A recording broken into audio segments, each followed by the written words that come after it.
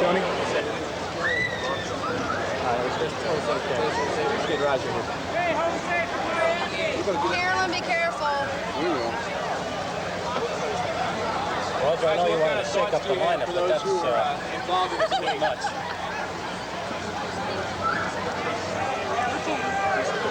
So, you want to sign? Has Robinson warmed up yet? No. I wasn't him warming up. Hey guys, you know, give me a break, man. Okay. All right.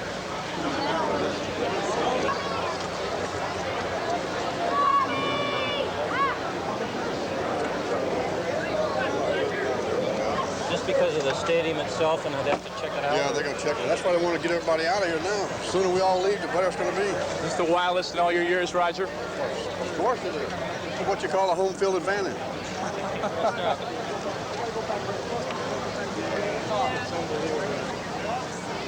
Hey, man, shoot here, dude. Right here, man. Fire.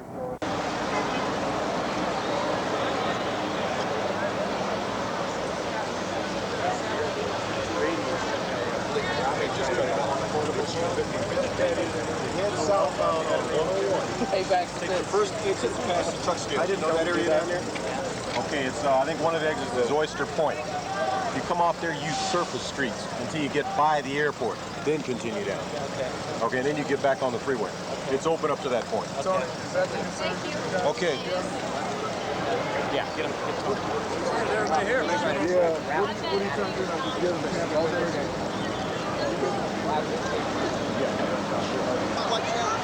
5 seconds. 5 seconds.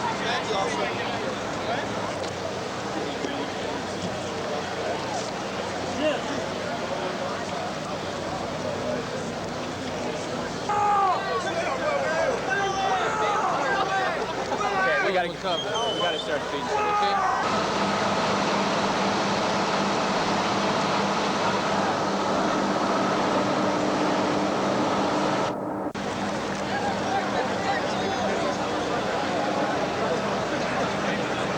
All right, let me try a look. Total confusion in the players' parking lot. Giants and A's milling around. Here's Roger Craig, the Giants manager, taking off in his uniform. He has no idea if there will be a game tomorrow.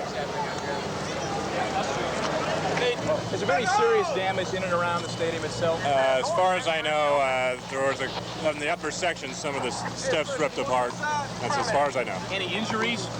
There were a couple reported that I heard over the air, but I don't know what the extent of the injuries were. Yeah.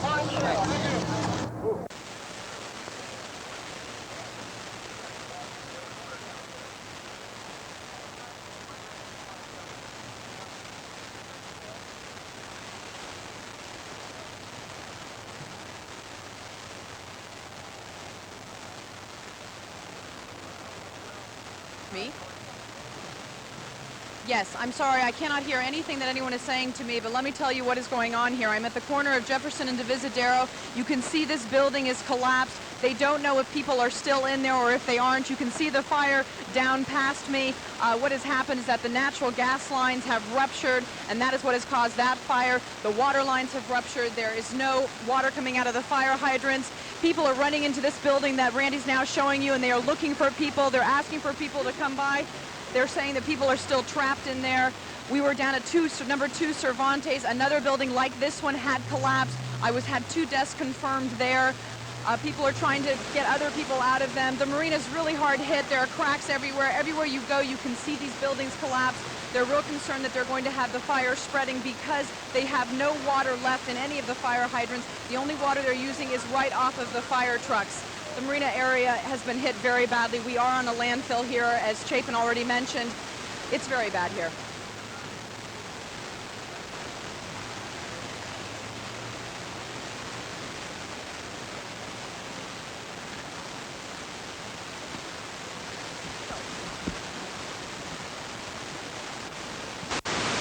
Governor's office and got some information there. Governor's out of the country, but we're beginning to get a lot of information in here, and obviously the federal government will do everything that possibly can to help, but at this point we're just assessing. So you've got the latest report. Just The governor's office said they had some information on some scattered fires.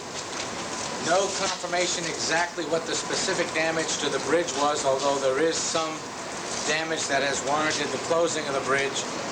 There seems to be power out at the airport in some of the major components of the airport. So the airport is either operating at a very low level or shut down.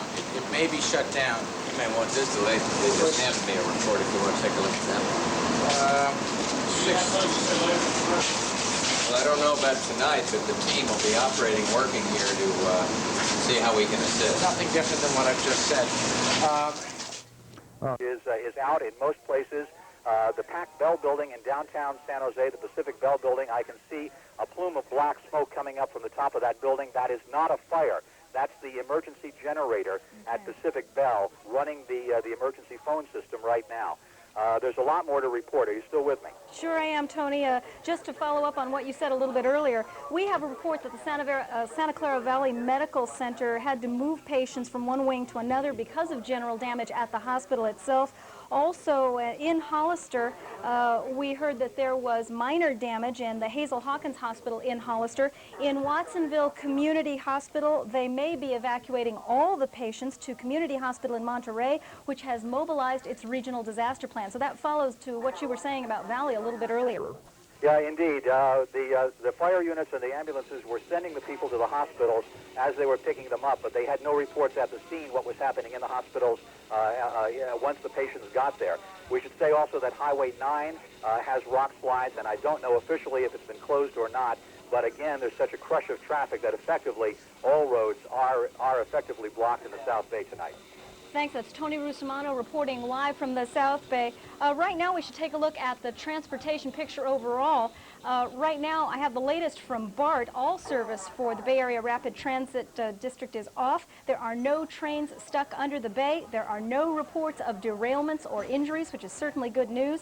Again, BART is not running any trains, and the system has lost all of its power. In San Francisco, officials are not sure when BART service is going to resume. We also they say, are still inspecting the system for structural damage. Right now, we want to go back out into the field where Leslie Brinkley is standing by to go live. Bay Bridge by the portion that was severed. You're seeing a car that attempted to drive over this 50-foot gap in the Bay Bridge. It has been like a drama here. It has been dangling from the edge, the precipice behind me, and these folks are just getting rescued right now. It's been about an hour-long effort. It's been a frightening scene here. As you can see, just below me is where this crack in the Bay Bridge occurred, a 50-foot section. You see down there below the two cars that were on the upper deck when the bridge collapsed. They fell below. We understand that the people in both of those cars did get out safely. We do not know the extent of injuries at this point. Down below us, where this fell down, there were people describing it as a garage door closing. And we don't know yet if there were any injuries or deaths down there. We do understand from eyewitnesses that there were one or two cars below that this portion of the bridge did fall on top of.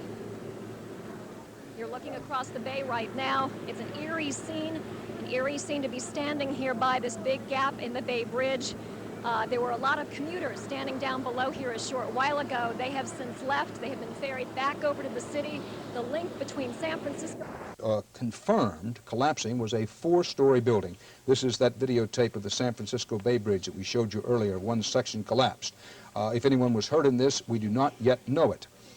Now, according to Sergeant Hutchinson of the police in the area, that a 4-story building collapsed. That's the tallest building we've heard of. It has actually collapsed. Some freeways have collapsed. Here's the picture of one, the videotape from earlier. You can see the section right in the middle of your screen, another down the lower left-hand part of the screen. Some freeways have collapsed. The San Francisco Bay Bridge, by the way, there was about a 50-foot section of the bridge that collapsed we showed you a moment ago. But we were running down what we know, facts that you need to know. This is the inside of the San Francisco airport where a lot of glass was broken, parts of the ceiling fell, but again, so far as has been confirmed, we don't know of anyone who was injured at the airport. Now, there have been reports of buildings in the historic South of Market District near downtown San Francisco have collapsed. Police Officer Dwayne Collins says that that's confirmed, but he's the only source we have on that. Now, we keep getting telephone calls about reports of injuries at Candlestick Park. There have been reports of injuries there, but nothing confirmed. So far as we know, no one was hurt at the ballpark. Now, the earthquake, which came at 5:04 Pacific Daylight Time, 8:04 Eastern Daylight Time, registered 6.5 to 7.0 on the open-ended Richter scale at a point 10 miles north of scale. And that traffic, would that be traffic that has come from the Candlestick Park area and is trying to get back into San Francisco? Tim, do you know? I don't know why I'm asking a Philadelphian. Ted, I had a feeling that you were going to ask something about it. Ask that question again, and maybe I can help you here. That traffic there? Yeah, I was wondering whether that would be... No, that's not a freeway. That is an east-west artery near Fisherman's Wharf. It would not be near the freeway system, in fact. That's local traffic, or that's spectator traffic, or whatever. Again, that's an east-west artery in the city of San Francisco you're looking at there. There would normally, Ted, be a lot of traffic in this city anyway at 6:43 local time, so that particular shot is not that unusual. I'm sure there are those who are out gawking and spectating and maybe adding a little bit more to it, but maybe 10 to 15%. It's a very heavily traveled, obviously, time of day, as it is in most major... Severed. You're seeing a car that attempted to drive over this 50-foot gap in the Bay Bridge. It has been like a drama here. It has been dangling from the edge, the precipice behind me, and these folks are just getting rescued right now. It's been about an hour-long effort. It's been a frightening scene here. As you can see, just below me is where this crack in the Bay Bridge occurred, a 50-foot section. You see down there below the two cars. But at times like this, we bring you back down to reality, do we not, Don Robinson? Oh, definitely. This is something, I've only been through one. That was the one in L.A. in 1987 when we come down to learn to play the Dodgers. And I was in the clubhouse getting ready to go out and start to throw. And I thought it was the fans in the stands moving the stadium. And all of a sudden I realized that it was another earthquake. This was not the instant replay you were looking forward to. No, it wasn't. And when it happened, I ran in Roger's office, all the power went out, and I laid on the floor in the doorway. You were underneath the stadium itself. As sharp as the jolt was that hit here, you must have thought that anything was likely to happen. Well, the first thing that went through my mind was the stadium was going to come in caving on me, because you know, we're on the ground floor, and all the concrete and all the steel and all the people, if it would have fell right on the clubhouse. So the only thing that went through my mind was to get on the floor and hopefully that nothing like that would happen. You were not immune to taking cover when necessary. No. What was the reaction of your teammates as this was unfolding? Well, I was the only guy in the clubhouse. The other guys were getting ready for the pregame introductions, and I think they had just got done with infield, so I was the only player that was in the clubhouse. The game has been suspended, obviously. Any word as to when you might replay it? Well, I'm told that we're supposed to be here tomorrow at the same time at 1 o'clock. I hear that there's structural damage to the ballpark, and that I don't know exactly what's going to happen. What does this do to a ball club's frame of mind? Well, hopefully for us it was an omen, but you know, something like this just don't happen every day, and we had a lot of scared players and a lot of scared families, and you know, hopefully this thing will get on tomorrow. Don, thanks for taking the time to be with us, and hopefully, indeed, we'll get this game played tomorrow. Giants pitcher Don Robinson, who was scheduled to start tonight, now looking forward to, hopefully, a ball game here at Candlestick tomorrow. He says that maybe it was a message from God. Who knows? We'll have to see. We'll throw it back to you, Harold, in Los Angeles. Thanks, Don.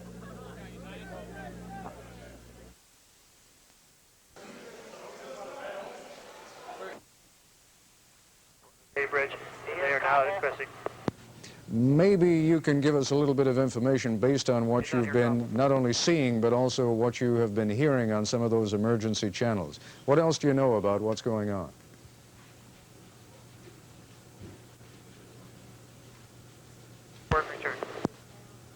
Captain, I'm sorry, we didn't hear you just then. I realize I've got to stop talking before you can start talking, but go ahead. Captain Creighton? 345, this is John Creighton talking. Go ahead, sir. We can hear you now.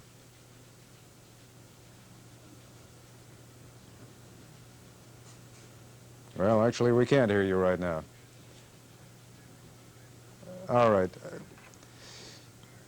We have someone from the International Association of Fire Chiefs. Forgive me, sir, I didn't catch your name as it was being fed to me over my earpiece. Mr. Francisco, the hardest hit right now that we are aware of is the Marina District, where several buildings fell on the Divisadero Street area, and people were roaming in the streets, and a very, very terrifying situation right now. We had reports from people who were on the Bay Bridge at the time that section of the bridge collapsed on the upper deck. Two women told me that they saw a man, they were in their cars, heading to San Francisco from Oakland. They saw a man on a motorcycle waving madly at them, and they thought that he was just a little crazed or something. Then they saw all the traffic slowing down. Then they saw a mass of people running their way, trying to get out of harm's way. So apparently, when they were in the car, they thought they had a flat tire. Many, many other people did. The folks just left their cars on the bridge, locked them up, and ran into San Francisco.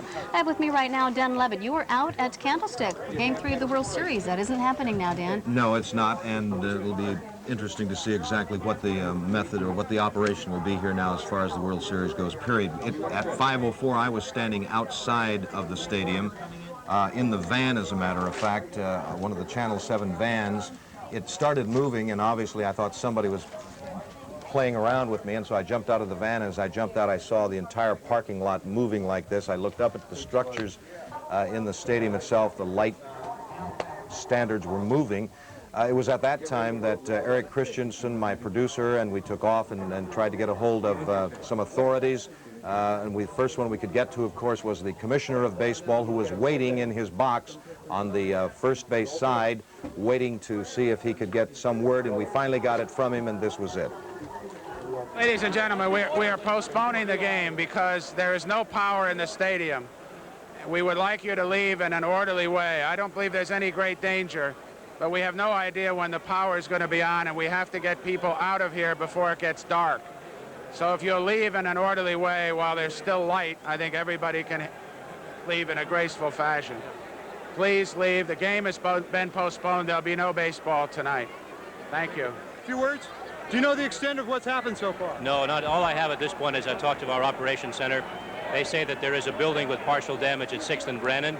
There's also a building with partial collapse around Turk and Fillmore, and that there is some structural damage to the Hall of Justice. I'm going to be leaving the ballpark now to go down to the Hall of Justice while they're continuing to get an estimate around the city of any kind of damage, and then we'll make a determination there as to what's to be done. But our command post will be located at Northern Police Station at Turk and Fillmore. What may be the understatement of the night, that announcement by Fay Vincent, the Commissioner of Baseball, that there will be no baseball tonight. The question is when, if at all, there will be baseball again in the Bay Area in the very near future, because we have already heard now, albeit indirectly, that they may be without power in the Bay Area for as much as 72 hours. Still standing by here in Washington, Chief Estep, you were just in the process of explaining to me how they are going to contain some of those gas leaks, which may in fact prove to be the greatest danger of the night in San Francisco, right? That's right. Again, Ted, if the situation is not life-threatening, they may just let those burn in respect to those means. Okay, I'm sorry. Even while you were talking, I'm getting more information in my ear. I understand that there is a fire commissioner from San Francisco, Frank Quinn, who is standing by at our studio in Los Angeles. Commissioner Quinn, what can you add to, perhaps you could put into some kind of, go ahead, sir. I'm trying to get through to our headquarters right now. I happen to be in Los Angeles discussing earthquake preparedness when this occurred, and the chief here is offering help, but we're trying to get through to the San Francisco office, and I'm going to have to hang up so I can talk to San Francisco. All right, can I ask you one question very quickly? Apparently, I mean, we're hearing men on the ground who are going through the streets and who are urging residents of San Francisco to prepare for all the services being out for at least 72 hours. Is that one of the first things that you do, is turn off the gas everywhere, for example? Yes, that's right. That's right. Gas is a major problem. It was in 1906, and it is today. And I've seen pictures on TV that remind me of 1906, the photographs I've seen then. So we can assume that, period, the gas is being turned off. What about the electricity, water? In areas where wires are down, and I suspect it throughout the entire city, it will be turned off. All right, Commissioner Quinn, I know you have far more important things to do. Thank you for sharing even a couple of minutes with us. Thank you. Who were coming back out when they found out that the game was canceled. They had these shocked expressions. Jose Canseco, along with his wife. Now, Esther talked to Mark Gibson after this about what the wives were feeling like when this whole tremor came about. Everybody pretty scared? Yeah, especially the ones that have their kids at the babysitters. They're like crying. They're terrified right now because they don't know if their kid's all right. Yeah, but they're really scared. I'm really scared and I have no kids. And they have their kids with somebody else. I don't know.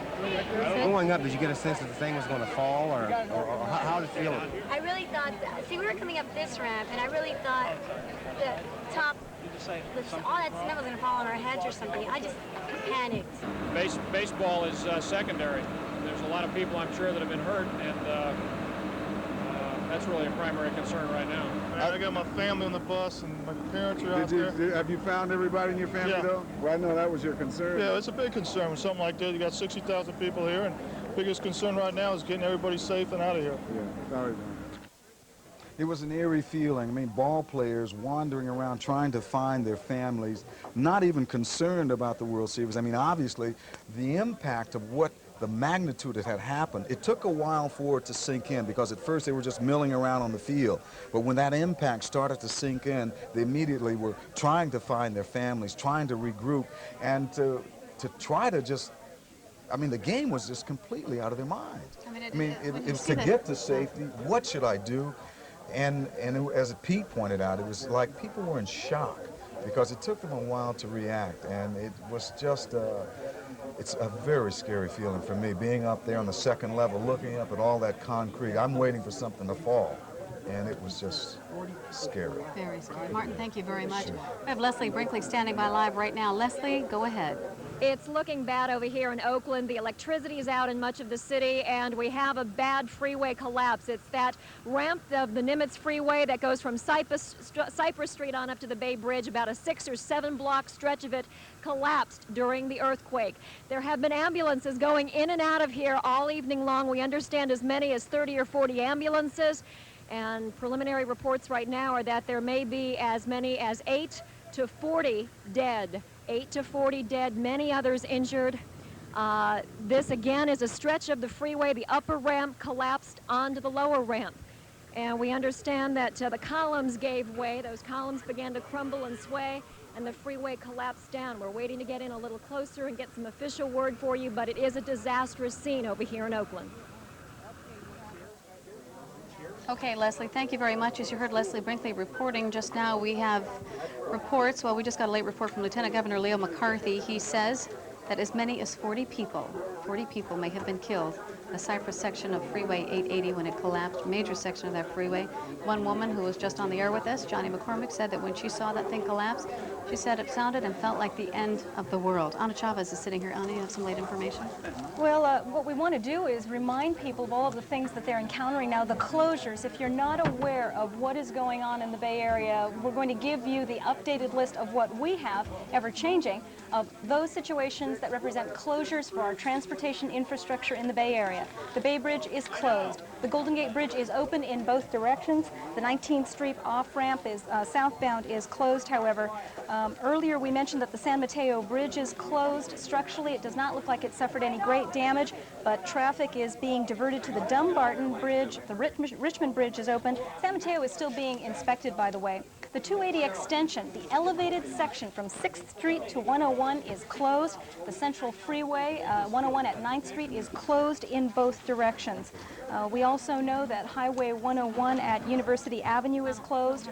480 is closed in both directions. Highway 101 at 3rd and San Mateo is closed. Major damage. There is the note of the closure in Palo Alto. 280 at Mora and San Mateo is closed. There is major damage there. Of course, as you look at these, you will probably understand that wherever there has been an overpass, there is a likelihood of some kind of fracture or damage. Where you didn't see closures noted there, Highway 17 and Highway 9 are closed due to fires or boulders. We don't have a lot of information yet from the Los Gatos or Santa Cruz area, and it may be that the communications in and out of the mountains area is part of the reason why.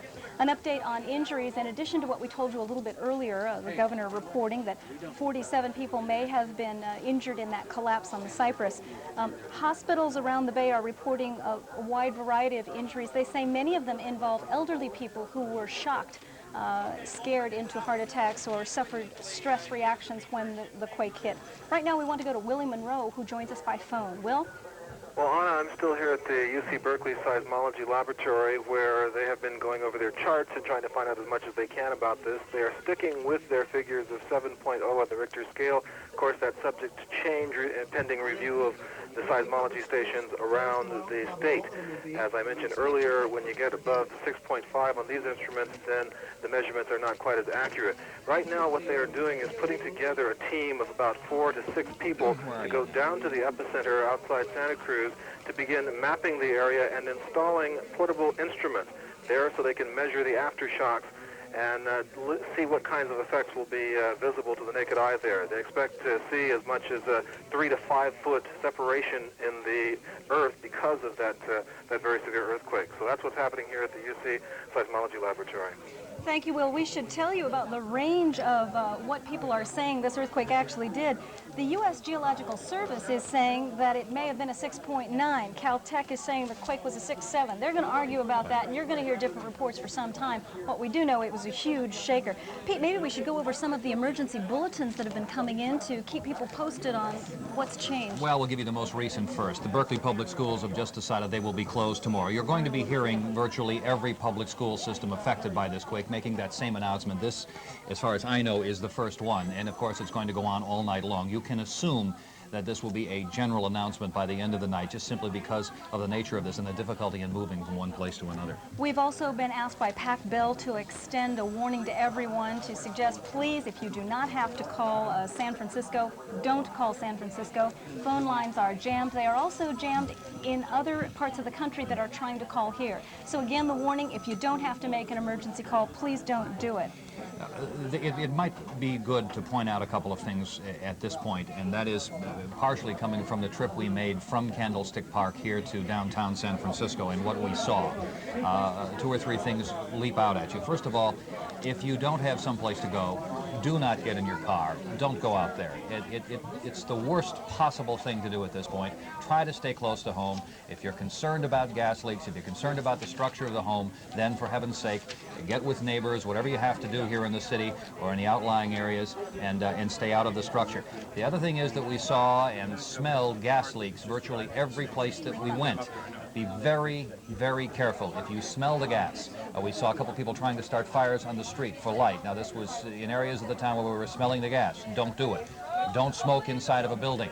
You simply can't do it. You can't take that kind of chance. We have an update now, unfortunately, of more injuries to be reported. We now understand that 6 people died in Santa Cruz in the City Garden Mall. At least 20 injuries were reported in the marina. This picture is one that became the first visible serious structural damage. I think for most of us, it was the first picture we had. This was a 30 to 50 foot section of the bridge, obviously just crushing down on the lower level. On a Candlestick, this is the first time. When we saw these pictures in your report, we realized for the first time how serious this was. We have Lieutenant Governor Leo McCarthy, who is just here. Lieutenant Governor, if you could come on in, and I'll have you sit here, and Anna, why don't you talk to him? Lieutenant Governor, thank you for being with us. I'm going to give you my microphone so people can hear your answers. We heard earlier today President Bush is going to make federal aid available to earthquake victims as quickly as possible. What does this mean for the state? Well, it'll help. There's tremendous extensive property damage. This was a 7.0 quake. It's a very heavy shake. We don't have a total assessment of the property damage yet because the most important thing is we're trying to determine how many fatalities there are out there. We've got this ugly news from the city of Oakland, the collapse of the freeway structure on 880. There are 40-plus deaths over there. We're talking to the Oakland Police Department. They're doing a good job, but it's a mess. May I ask you quickly, because you're so close in touch with these things in a general case? Hank Plant is in the marina. He was at the scene of the fire and presumably still is. Hank, they say the fire is now under control. How do you see it? It is under control, Mac. I just came back from the scene, and we can show you some tape if we can get it up on the air. The fire department has done a pretty good job. The hard part, of course, was getting water to the fire. They had to pump salt water out of the bay to douse it. They've got it under control. That fire was at Divisadero and Jefferson, and there was a problem with some gas leaks around it. None of this is any solace to the people who live in the area, including Wayne Walker. You're about a half a block away, right? Well, that's right, Hank. That was my major concern after Wendy and I. And by the way, I'm really glad to see Wendy and Joe and everybody from the stadium make it okay to the station. We've been on the air for about an hour after the quake hit the stadium, and Dave was on the air and showing footage of the fire here in the marina. And I looked down and I saw that it was a half a block away from where